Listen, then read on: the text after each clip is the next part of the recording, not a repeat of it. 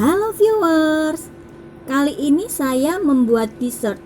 Ini hanya terbuat dari roti tawar dan bahan lain yang gampang banget ditemukan di toko dekat rumah. Nah, kalau kamu pengen tahu apa saja bahan dan bagaimana cara membuatnya, yuk tonton videonya sampai selesai. Tapi jangan lupa subscribe, like, dan share ke teman-teman kamu. Nyalakan juga lonceng notifikasinya agar kamu tidak ketinggalan video-video berikutnya. Terima kasih ya sudah mau mampir ke channel saya.